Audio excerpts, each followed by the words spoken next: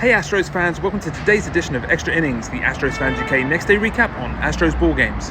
Game 40, Astros 5, Royals 7. Let's get straight into the main talking points from a narrow loss after an unsuccessful comeback in the series opener at home with 3 up, 3 down. 3 up, leading off the bullpen.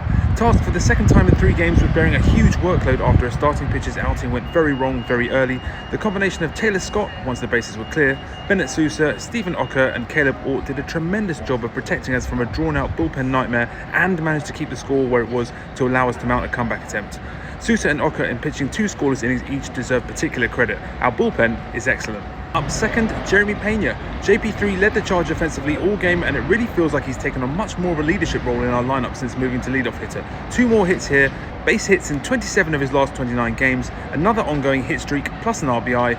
If he can just add a few more homers here and there, then he's exactly what we need him to be. Up third, Jake Myers. The late fightback fell just short unfortunately, but it wasn't for a lack of effort on Myers' part with 2 more hits and an RBI as he continues his personal season of improvement, although there was one earlier less positive point from his night which I'll get to. 3 down, first out Ryan Gusto. As with Lance McCullers Jr. a couple of nights prior, unfortunately it all went wrong early for Gusto in this one.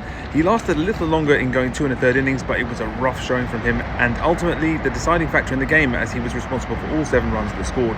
Gusto was however unlucky not to get a strike 3 call against Jonathan India that would have limited the second inning damage to just 1 run. Second out, our 6th pitch bottom of the second. Gusto had just gone through a long 4-run top half of the inning, but our bats proceeded to give him only 6 pitches of rest, with Myers the most guilty party and grounding out into an inning-ending double play on the first pitch he saw. It wasn't smart baseball and piled the pressure onto Gusto, leading him to folding. Third out, bases loaded, missed chance. Our nemesis situation of the bases loaded and 1 out bit us again in the third. No blame to Isak Paredes as his drive up the middle looked for all the world like it would score 2 runs to halve the 0-4 deficit, but the Royals pulled off an absurdly good double play to end the inning. Just not our luck. Couple of extra points to finish on. Back-end rotation worries. With Spencer Arrighetti and Hayden Wisniewski out injured, our rotation is looking very vulnerable after our aces have pitched. We need another arm to really step up like we've had the last couple of years. And peaks and troughs. The 2025 Astros roller coaster keeps on swooping up and then crashing down back to 500, which can only mean it's time for Framber Valdez to lift us up again tonight.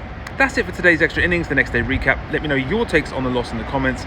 Make sure you're following at Astros Fans UK on all platforms, and I'll catch you tomorrow for the next edition of Extra Innings.